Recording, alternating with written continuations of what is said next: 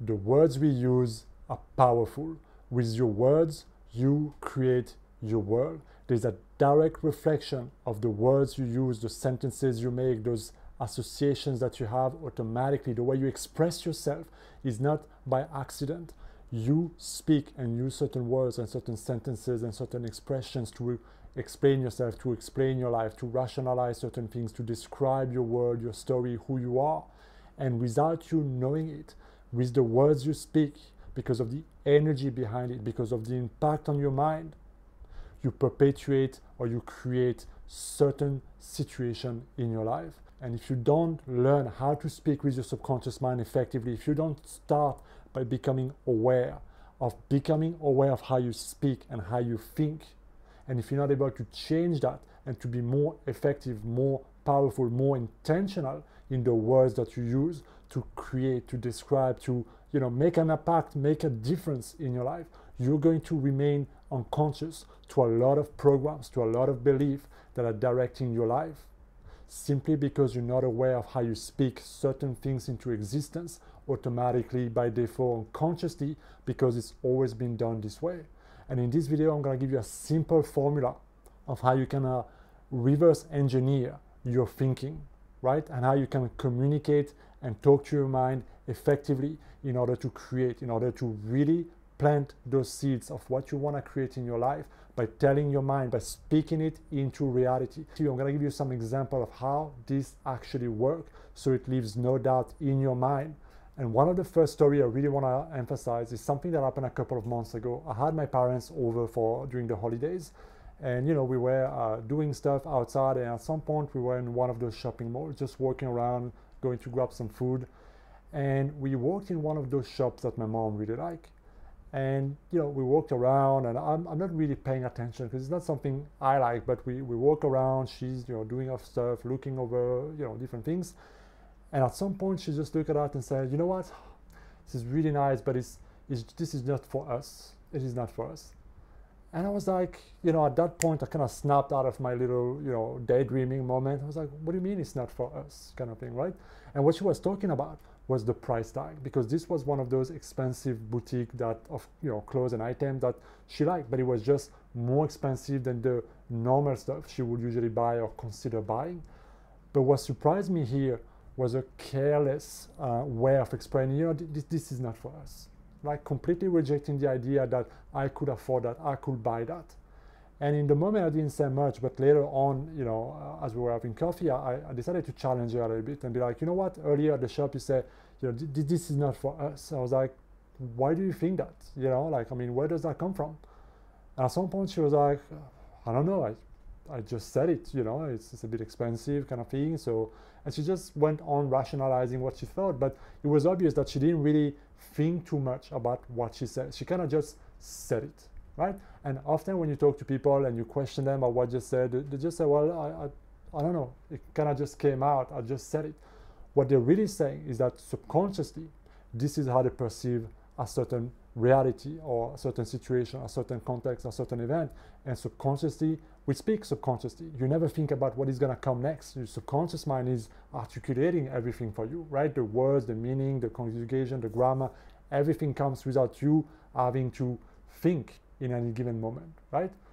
No matter how many languages you speak, it's pretty amazing. You can go from English to French to this to that, and your mind can really cope with the transition.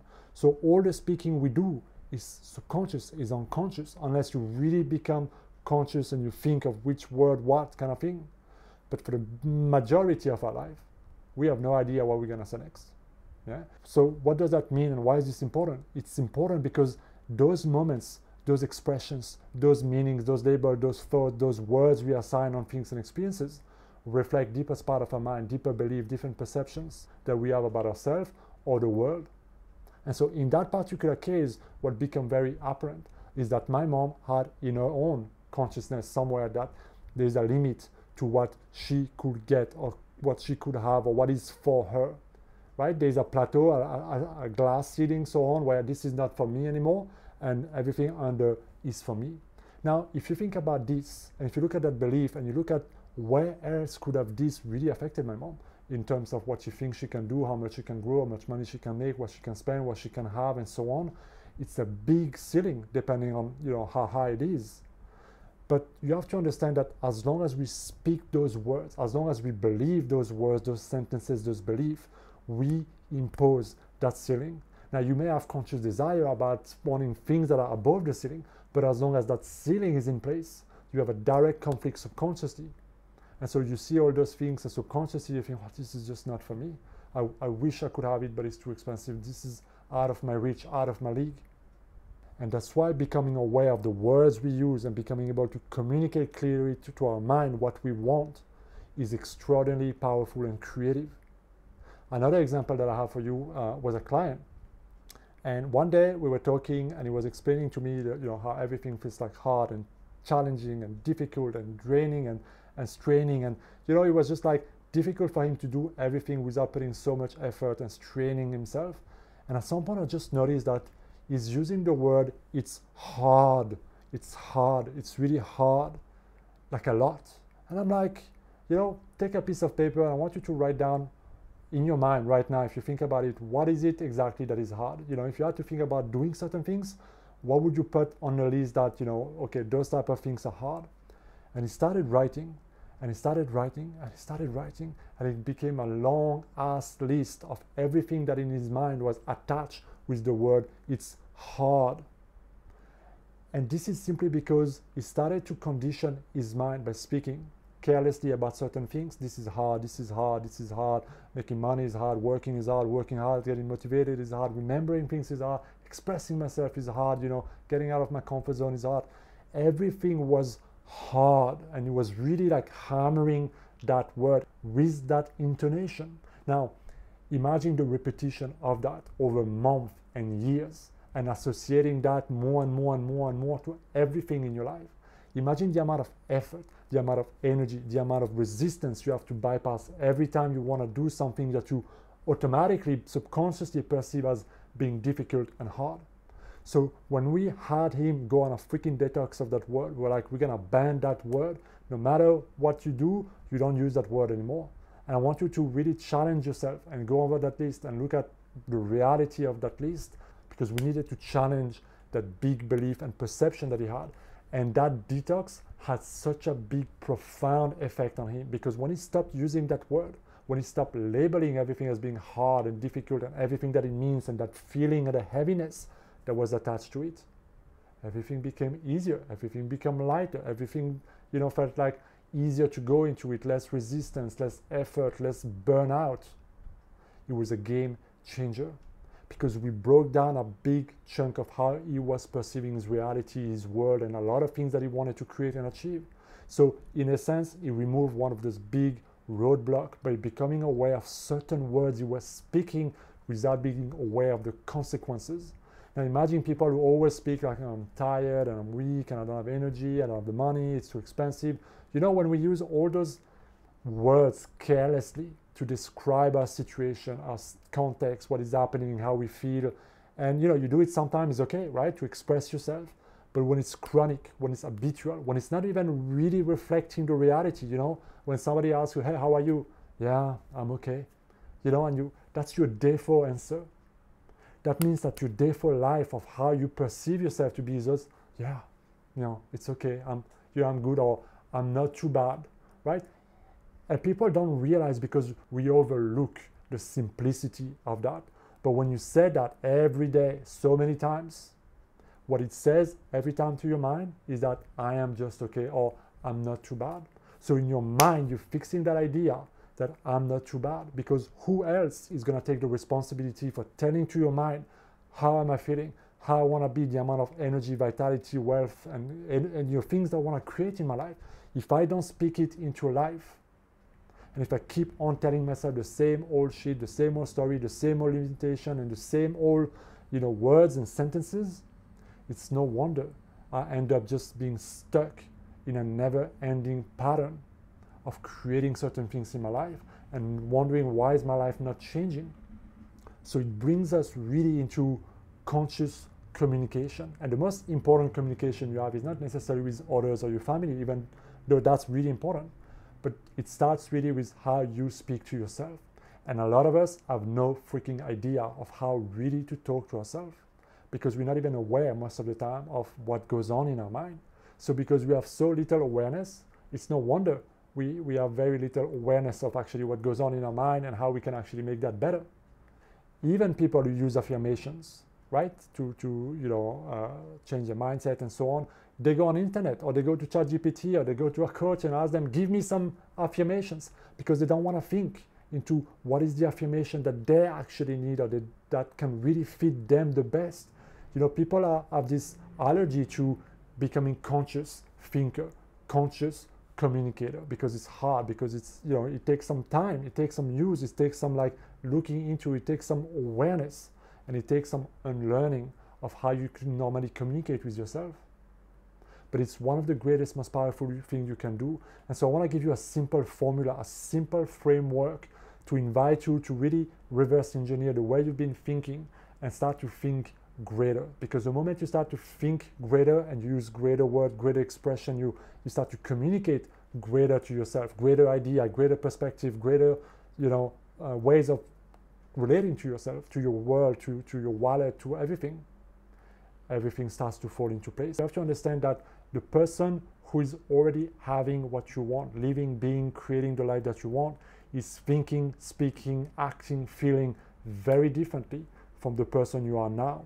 So there is a gap, and that gap is in what you think, who you are, and what you feel, and what you do, right? It's the three things you can really do: think, feel, and do. That's what you can really control. So you gotta really start to put yourself in the shoes of that person there.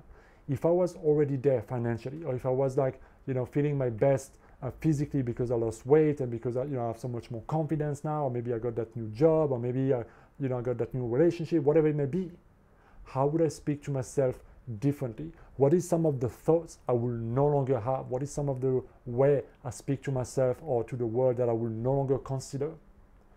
And here are three powerful questions to help you become really creative.